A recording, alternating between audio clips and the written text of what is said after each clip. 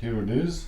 Ordered it on April 22nd. It came on April 29th. So it took a week. There's another box inside. So that's definitely good for some extra protection.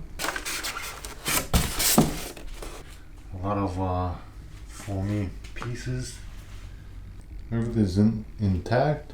Still has like half a battery. The handlebars, they bend, and you just gotta pull this thing like that, and then it bends.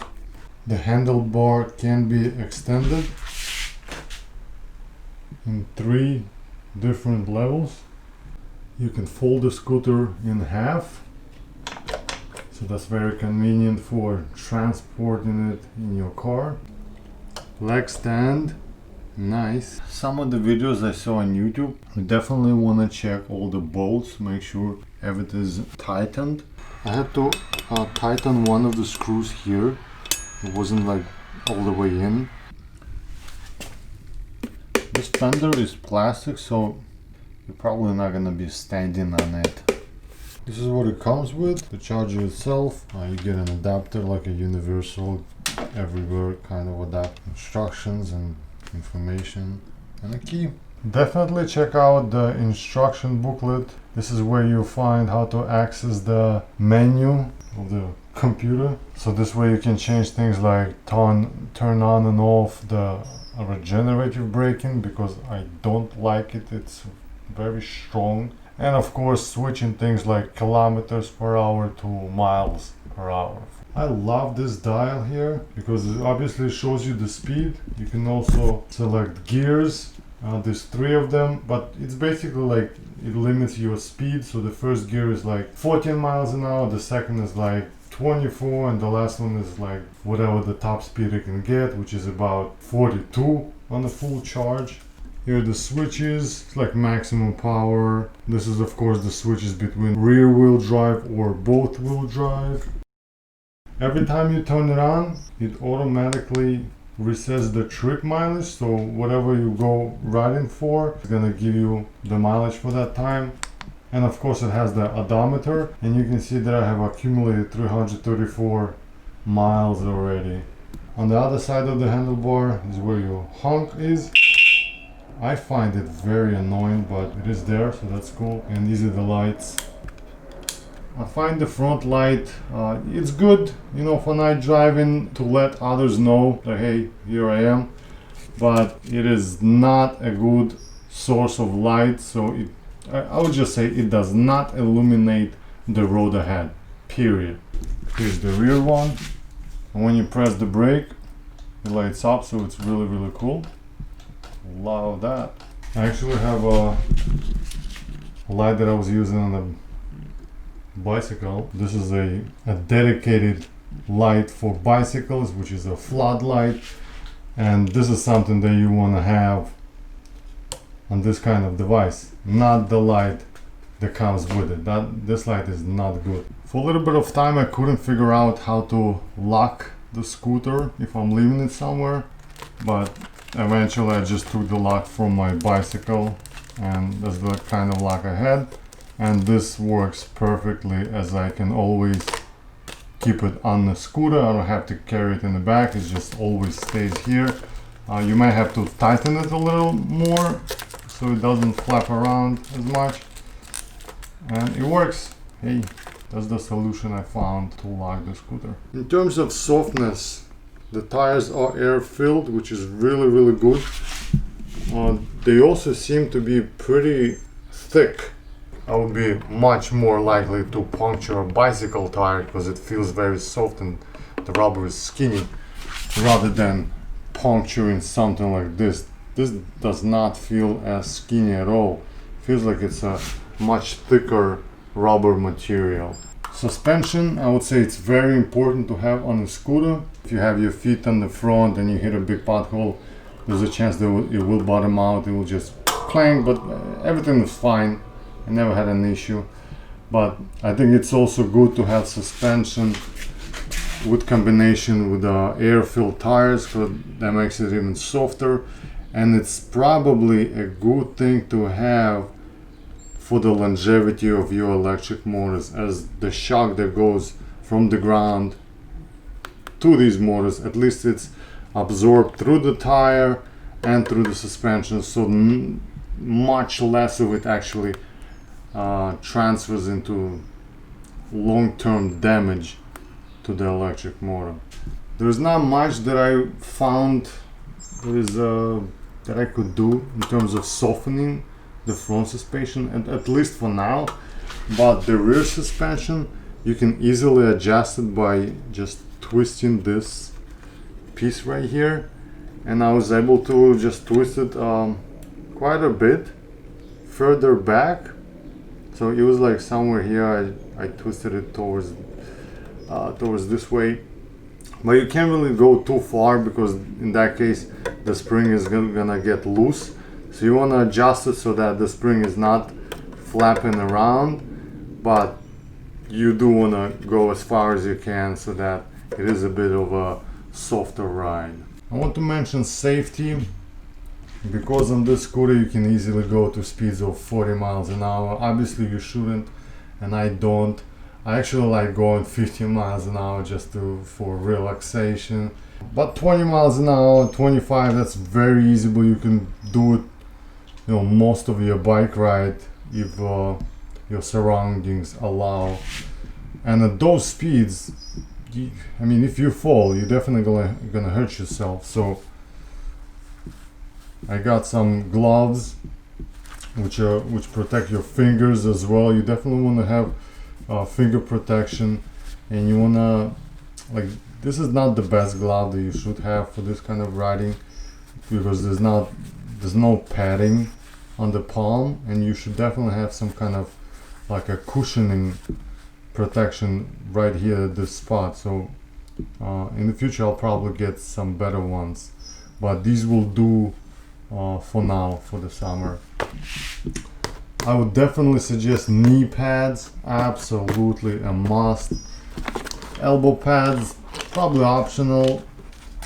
I mean, the more things you put on yourself, the more annoying it becomes, but knee pads, I would say, is a must. You definitely don't want to injure your knees. And of course the helmet. I would highly suggest a full face helmet, so that when you fall, at least the chin guard will take hopefully most of the impact. And glasses, yeah, because you're flying at these speeds, you know, all kinds of bugs, mosquitoes can go into your eyes, and I had that many times until buying these. We see that green, that's the brake pad, and it looks like a big chunk of it is just simply not even touching the brake rotor. Hopefully you can see the brake marks on the rotor. So I haven't done anything to the front pads yet, and you can see that the rotor is only half of it is being utilized, so the brake pads are only attaching about half of it. Very inefficient. I'm not a mechanic or anything, but this is pretty simple. Like, why is not all of it being utilized? Each bolt has like 3 spacers, so one that stays on the top and 2 like on the bottom. I have ended up moving all of the spacers to the top. This allows you for the whole caliper to go a bit lower. I had to take out one of the brake pads. I have to grind away a little bit of this edge, because I put the caliper lower than it's supposed to be. This little piece like is touching one of, like, whatever, the metal thing over there, and what that does is it kind of bulges, like it bulges out this way, and that's why it keeps touching the rotor when the brakes are not engaged. So basically it's always making noises. It's very annoying. So what I'm gonna do is just shave off a little bit here, so that's not gonna be a problem anymore.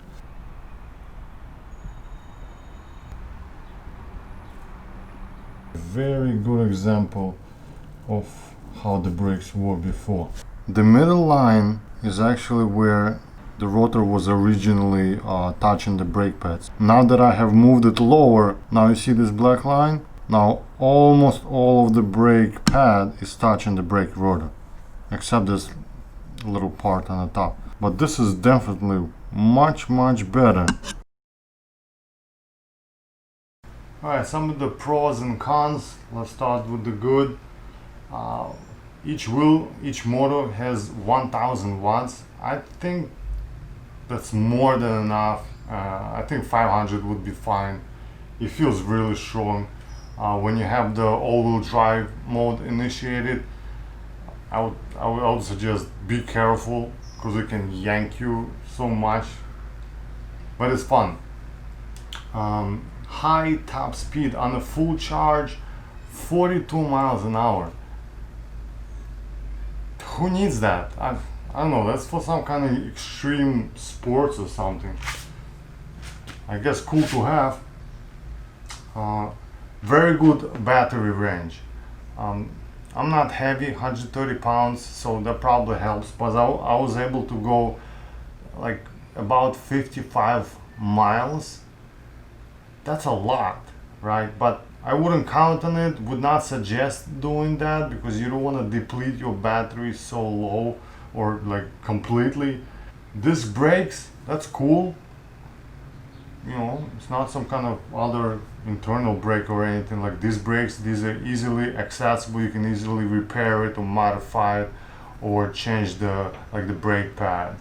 The tires are air filled, so obviously that means they're softer, which is good. They're also 10 inches in size, which is good as well. It's much better than anything less than that. Of course, bigger would be better, but we got what we got. Full suspension, I think that's a must. All right. I mean, I think most users of scooters encounter a lot of rough terrain, potholes, cracks. So full suspension, but of course that does make the scooter much heavier. It is portable even though it's heavy because you can fold the handlebar and you can fold the whole scooter in half. So recently I had to put it in my car. It's very heavy, but at least it is an option. So many controls in terms of the computer inside and so many options there, like the odometer, speedometer, trip mileage.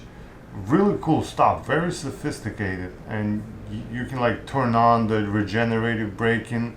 I don't like it, I don't suggest it, so I turned it off. And right now I'm experimenting with the low level.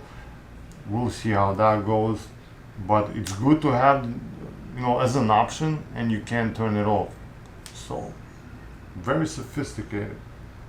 Of course, the lights, front light, rear light, and the rear light, as you press the brakes, it's gonna turn on, this is great. This is like a motorized little motorcycle. What are some of the cons? The electric brake or the regenerative braking.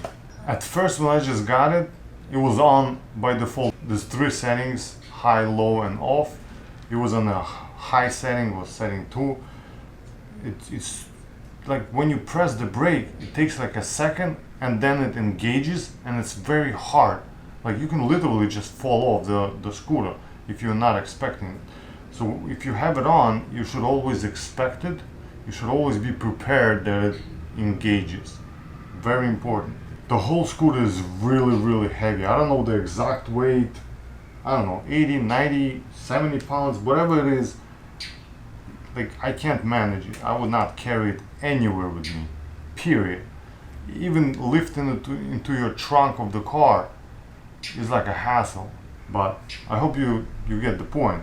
The handlebar and where it connects to the main body, the battery, it like wobbles. Like you see,